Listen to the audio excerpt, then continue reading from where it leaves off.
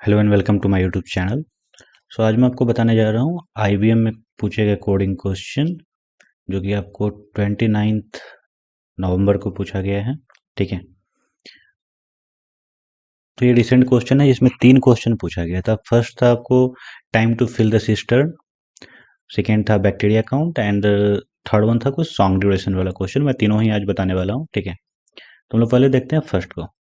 इससे पहले मैं आपसे रिक्वेस्ट करूंगा कि इस चैनल को आप सब्सक्राइब कर दो और वीडियो को लाइक कर दो, क्योंकि मैं ऐसे ही वीडियोज आपके लिए लाता रहता हूँ जिसमें आपको कंप्लीट क्वेश्चन मिल जाते हैं। ठीक है, फिर आप इसको पूरा समझिए, क्योंकि अगर एक क्वेश्चन आप समझ लेंगे तो आप इस पे बेस्ट बहुत सारे क्वेश्चन बना सकते हैं। बट सिर्फ अगर आप कोड कॉपी करके यहाँ से ले जाएंगे तो उससे कुछ भी नहीं मिलेगा। एक एग्जाम आप अगर सेम क्वेश्चन आ गया तभी आप उसका यूज कर सकते हो। ठीक है, तो बेटर है कि आप समझने पे ज़्यादा फोकस कीजिए इसमें। ठीक है, तो देखते हैं इस क्वेश्चन में क्या है। टाइम टू फिल सिस्टम, और जो टाइम होता है आईबीएम में होता है 30 मिनट्स।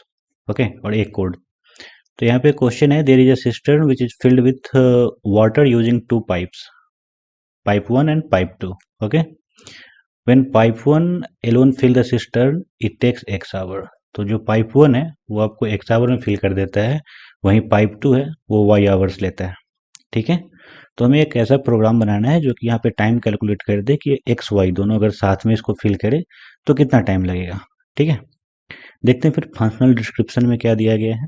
तो फंक्शन जो हमको कंप्लीट करना है वो है सिस्टर्न फिल टाइम, और जो पैरामीटर है वो है आपको इंट टाइम पाइप 1। तो ये जो टाइम पाइप 1 है, ये पाइप 1 कितना टाइम लेगा एलोन फिल करने में वो है, और जो टाइम पाइप 2 है ये पाइप 2 का टाइम है। ठीक है, वो एलोन कितना देर में भर देगा।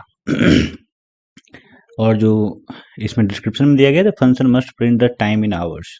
तो हमें एक्चुअली प्रिंट कराना है time in hour. The fractional value should be rounded off to ceil value. In case of wrong input just print invalid input.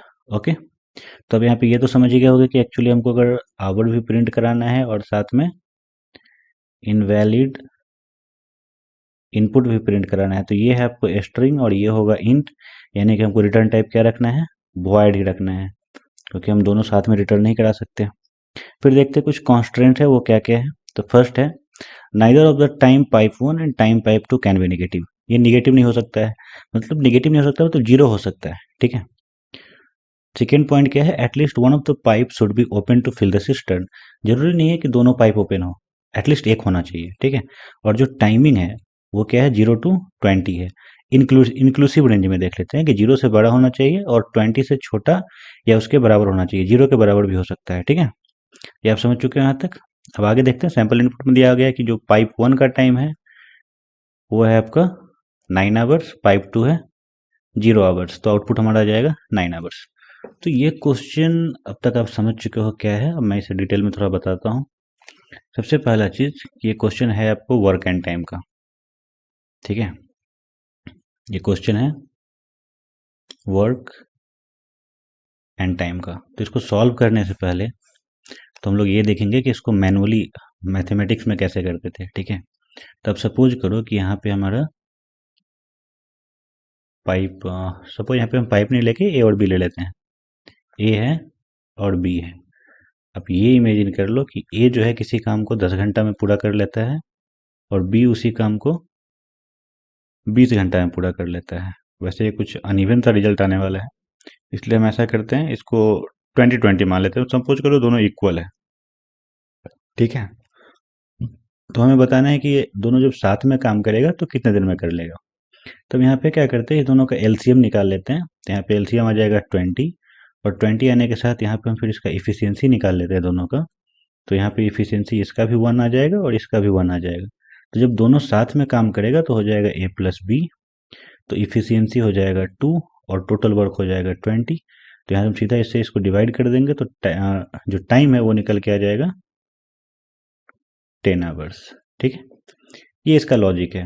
But इसे हमें प्रोग्राम में करना है, तो यहाँ पे जो मैंने बोला कि एलसीएम, तो एलसीएम ना निकाल के हम यहाँ पे क्या करेंगे, इस दोनों का प्रोडक्ट कर देंगे 20 × 20, क्योंकि हमें तो मैनुअली मल्टीप्लाई नहीं करना है। ठीक है ना, तो हम यहाँ पे एलसीएम की जगह पे दोनों को मल्टीप्लाई करेंगे और इफिशियंसी सिंपली एक्सचेंज हो जाएगा। ठीक है, अब एग्जांपल एक और देख लो। यहाँ पे अगर ए है और बी है, ए कर लेता है 10 घंटा में और बी कर लेता है 20 घंटा में, हम सिंपली यहाँ पे क्या कर रहे हैं कि 10 × 20 कर दे रहे हैं। तब क्या होगा, जब 10 से हम इसको डिवाइड देंगे तो क्या बचेगा 20, और अगर 20 से इसको डिवाइड देंगे उस केस में क्या बचने वाला है 10। तो हो क्या रहा है इंटरनली अगर हम देखें तो ये यहाँ पे आ जा रहा है और ये यहाँ जा रहा है, ठीक है, रिवर्स हो जा रहा है, ठीक है। फिर टोटल जो हमारा टाइम है, रिक्वायर्ड टाइम जो हमें चाहिए, वो हम कैसे निकाल रहे हैं, इसको डिवाइड कर रहे हैं इस दोनों के सम से, ठीक है। यहाँ पर क्या हो जाएगा 10 × 20, और डिवाइड कैसे कर रहे हैं तो 20 + 10, ठीक है। तो हम 20 + 10 करें या 10 + 20 करें, इसका तो कोई यहाँ पे देखने नहीं जा रहा है कि हम किसको पहले लिखे हैं। तो हम यहाँ पे जो भी टाइम दोनों दिया हुआ उसका सम निकाल देंगे, जोड़ देंगे और दोनों को गुना कर देंगे। तो बेसिकली हमको इस पे ही फोकस करना है, ठीक है। ये सब बस ऐसे ही था, आपको फोकस सिर्फ इतना पे करना है। तो फाइनली अगर हम प्रोग्रामिंग के लैंग्वेज में जो यहाँ पे टर्म दिया हुआ है उस टर्म में अगर बात करें तो क्या आ जाएगा टाइम जो आपको चाहिए वो क्या हो जाएगा, फर्स्ट ऑफ ऑल हम लोग ऊपर में यहाँ पे लिखेंगे time pipe 1 into time pipe 2, ठीक है।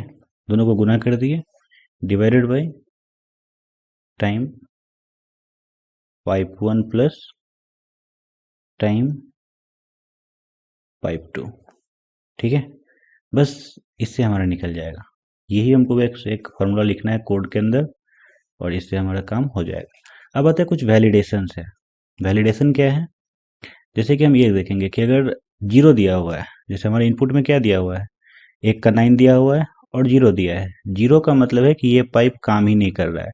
तो फिर ये एक ही पाइप काम कर रहा है। अगर ये 9 घंटा में भर देता है तो टोटल टाइम कितना लगेगा, 9 आवर्स ही लगेगा। अगर आप सपोज करो कि फर्स्ट वाला जीरो रहे और सेकेंड वाला 10 देते तो कितना टाइम लगेगा, 10 आवर लगेगा, क्योंकि एक तो बंद है ना, ठीक है। तो इस चीज़ का हम यूज क्या करेंगे कि दो वैलिडेशन लगाएंगे कि अगर टाइम 1 जीरो होगा तो टाइम 2 हमारा आंसर हो जाएगा, और टाइम 2 जीरो होगा तो टाइम 1 आंसर हो जाएगा, ठीक है। दो इफ कंडीशन में ये काम हो जाएगा। अब आगे देखते हैं, एक और चीज़ होगा। हाँ, एक वैलिडेशन हमें लगाना है, यहाँ पे टाइम जो है वो 20 और जीरो के बीच में होना चाहिए, ठीक है। और एक है कि निगेटिव नहीं होना चाहिए। तो सबसे पहले हम क्या चेक करेंगे, निगेटिव के लिए चेक कर लेंगे। कंडीशन क्या है कि टाइम ऑफ पाइप 1 ये भी लेस देन जीरो नहीं होना चाहिए, ठीक है। और साथ ही आपको टाइम पाइप 2 है वो भी लेस देन जीरो नहीं होना चाहिए। तो चलिए देखते हैं इसको, इक्लिप्स पे कोड करके देखते हैं।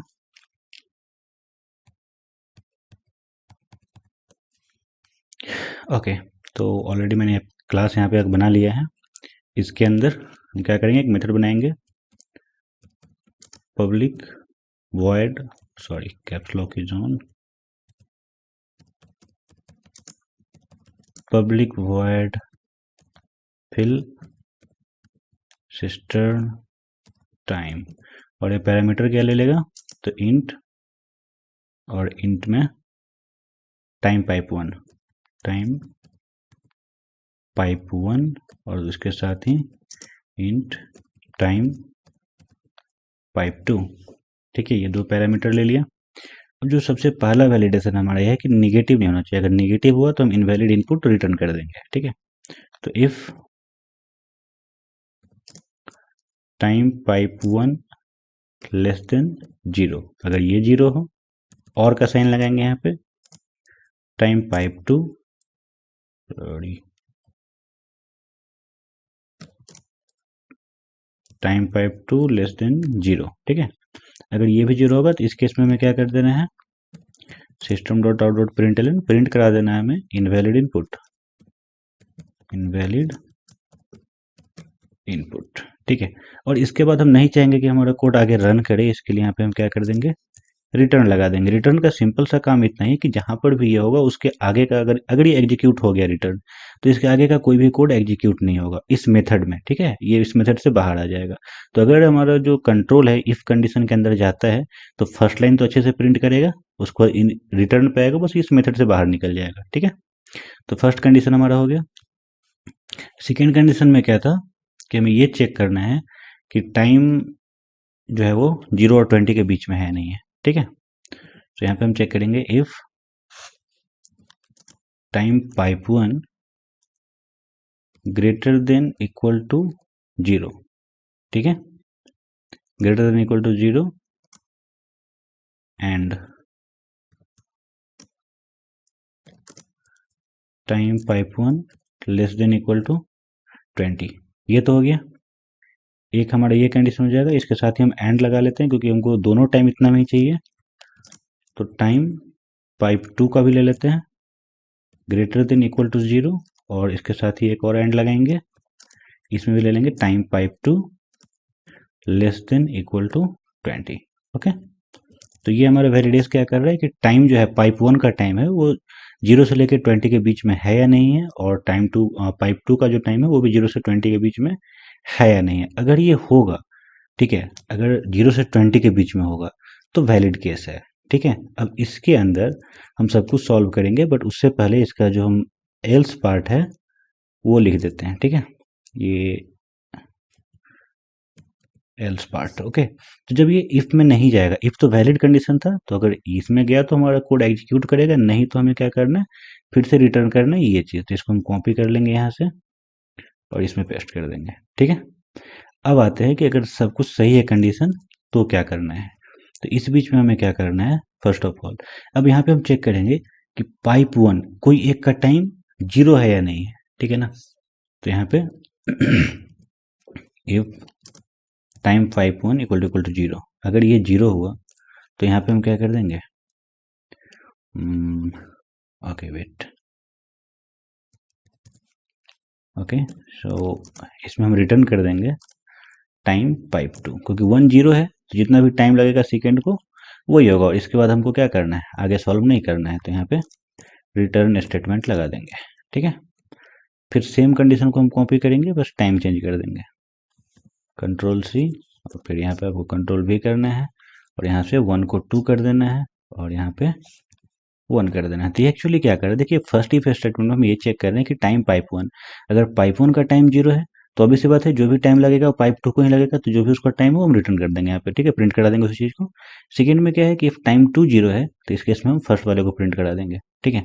बट अब हमारा थर्ड केस आ गया जहाँ पर कि क्या है कि कुछ भी 0 नहीं है, दोनों में कुछ ना कुछ वैल्यू दिया गया है। तो इस केस में हमको क्या करना है, एक सेकेंड, यहाँ पे हम लोग यूज कर रहे थे टाइम, ओके, डिवाइड कर रहे थे, ठीक है।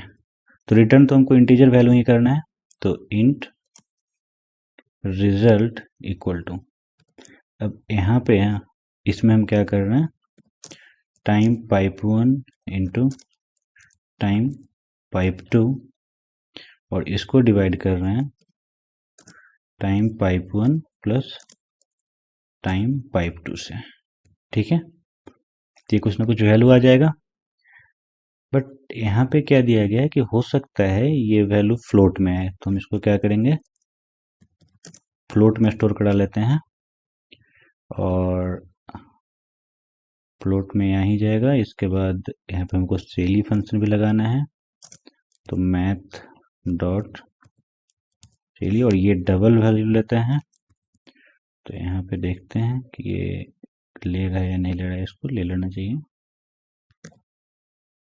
ओके, टाइप मिसमैच एरर होगा, okay, add cast to float, ठीक है। तो इट्स बेटर कि इसको हम फ्लोट से बेटर है, इसको इंट में ही रखते हैं, इंट, और यहाँ पे टाइप कास्ट कर देते हैं इंट में, ठीक है। तो हो गया हमारा काम यहाँ पे। अब क्या किया एक्चुअली, यहाँ पे देखिए कि मैथ डॉट सेली जो है ये मैथ क्लास के अंदर का एक फंक्शन है जो हमेशा आपको सेलिंग वैल्यू लेता है, ठीक है ना। तो इसमें हम दोनों ये कैलकुलेशन कर रहे हैं, ये कहीं ना कहीं डेसिमल डबल डबल में आएगा, ठीक है, तो उसको हम कन्वर्ट कर दे रहे हैं इस चीज़ में, ओके, इंट में कन्वर्ट कर रहे हैं टाइप कास्ट करके। फिर यहाँ पे हमको फाइनली क्या करना है कि प्रिंट करा देना है जो भी हमारा टाइम आया है उसको, जो रिजल्ट है हमारा उसको हम प्रिंट करा दिए, ठीक है। तो हो गया, बस इतना ही तो करना है, इसके आगे कुछ करना नहीं है।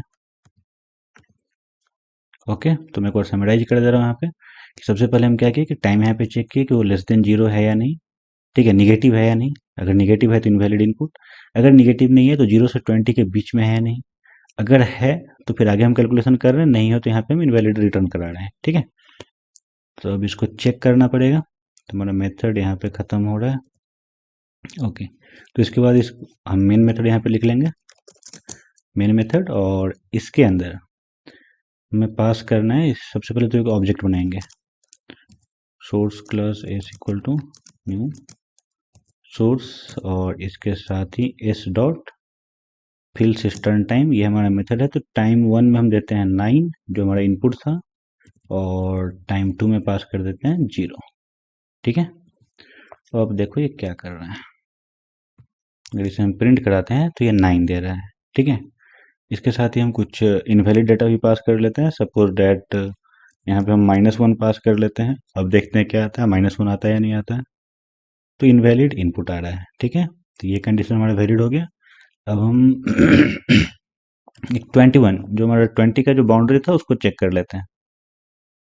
तो यहाँ पे इनवैलिड आ रहा है, सही है। अब अगर दोनों को हम 20 और साथ में 20 रखते हैं, इस केस में क्या आता है, अब यहाँ देखो तो ये 10 आ रहा है। ठीक है, मीन्स प्रोग्राम हमारा यहाँ पे एकदम सही काम कर रहा है।